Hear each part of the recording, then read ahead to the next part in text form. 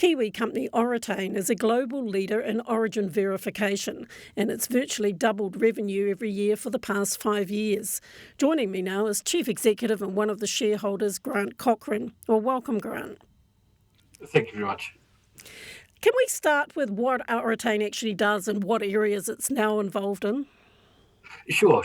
So Oritain has commercialised forensic science. So we've taken science from the criminal forensic field and adapted that to proving the provenance of products, such as dairy powder from New Zealand, infant formula.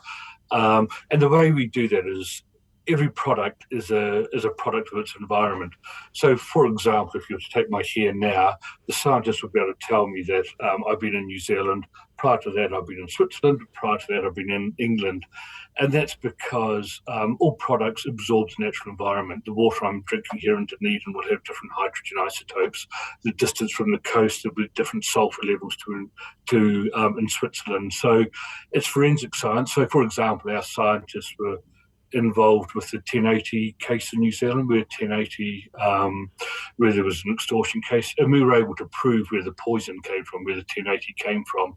So we've adapted from the forensic field and just really using it to protect brands to help prove where products come from. Has this area become more important in recent years, do you think? Most definitely. A big driver is ESG, particularly offshore for investors. Our original thesis was that we'd be able to help brands protect themselves from counterfeit after the Sanlu melamine incident. So that was where it was driven from.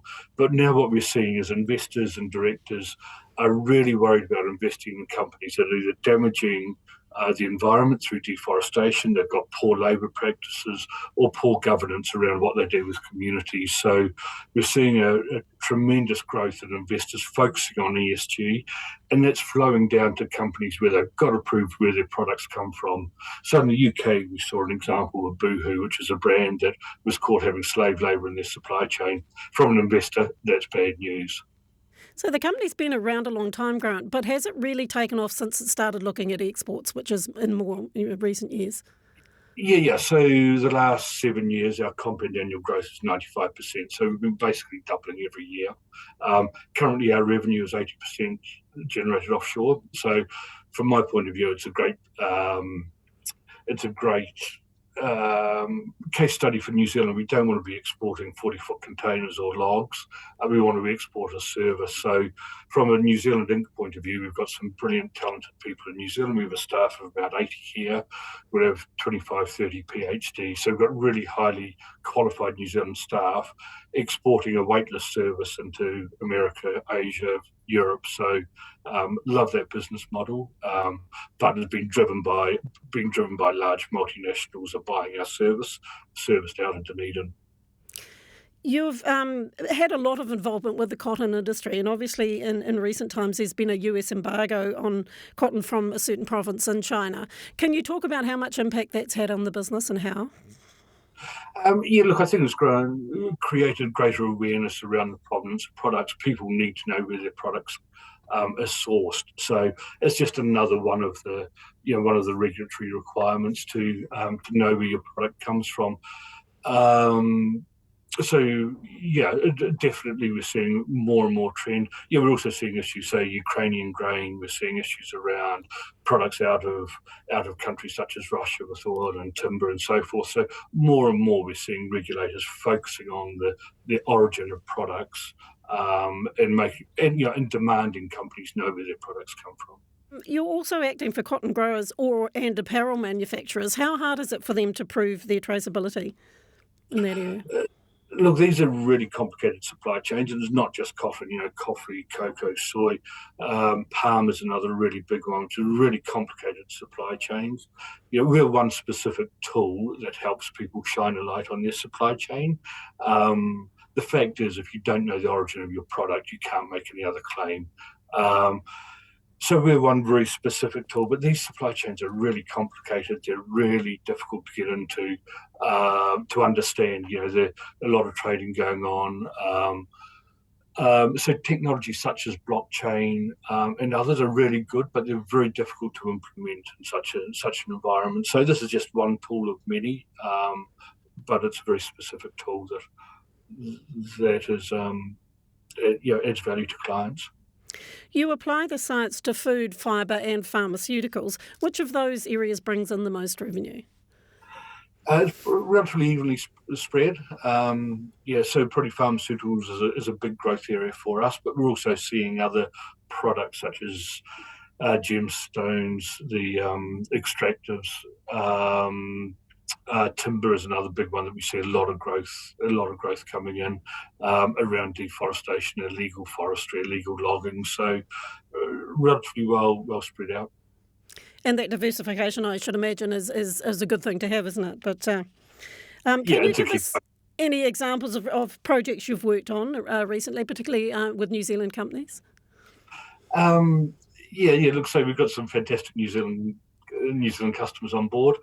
Um, a couple close to home. So a good example is A2 Dairy. So every A2 infant formula can will have our logo on it, and we will test their product all around the world. So they talk about that and with their investors about putting integrity in their supply chain.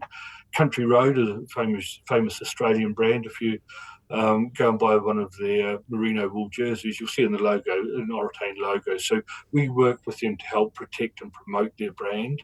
So we will make sure there's no counterfeit. We'll make sure that they're living up to their claims and help them put integrity into their supply chain. So a ton of clients around the world, all adding value in different ways.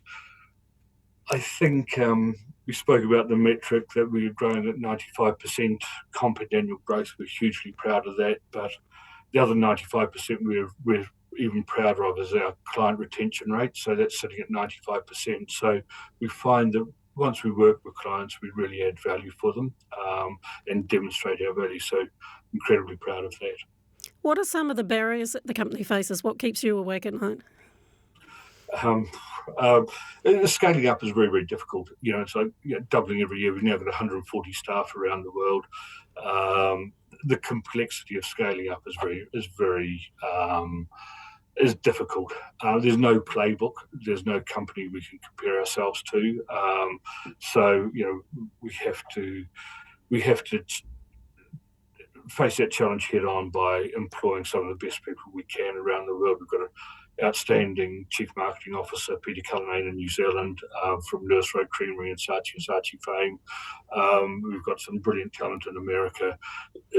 So we're attracting some highly qualified people all around the world, and that's how we're dealing with the complexity. But the complexity is the big one to deal with, but incredibly exciting. So what is your strategy? Our strategy. So look, we want to be the world's most trusted company. It's verifying origin. Sounds quite boring, but it's it's a very valuable service we provide to our clients. So we talk about world's most trusted. So we want to be global, most trusted. It's all about integrity and delivering outstanding service to our clients. So that's our aim. We found an article from 2008, and that was saying exactly the same thing. So when the company started, it always had those global ambitions. And just finally, Grant, how are you funding that scaling up? And is a public listing on your radar at all? So we've done a Series B last year where we raised money with a US VC out of New York. We've also got an institution on our cap table from the UK. Prior to that, we've been funded by individuals, both from New Zealand and offshore. So we're funding our growth largely offshore. Saying that, we've got the business to a point with our growth and our business model that it's not that capital intensive. We're as much concerned about spending time as money, so we want to go fast. So we will be raising money in the future to go faster. We see a massive opportunity in this sector. There's a lot of other sectors there's a lot of other products we can go into. Timber, for example, we're just starting in. So we will continue to grow as fast as we can while maintaining control of the business. But not a public listing? Not at this stage. We don't really have an eye to an exit, which sometimes I get told off for saying, but we're really focused on executing as well as we can, and then that will take care of itself. It's a little bit like planning the after-match function where you're still playing the rugby game, in my view. So rather just really execute as well as we can. Potentially it could be an IPO, potentially it could be a trade sale. Our investors will want an exit at some point, but as a CEO, my view is just to execute as well as we can, and we'll deal with that in the future. All right, well, thanks very much for your time, Grant Cochran.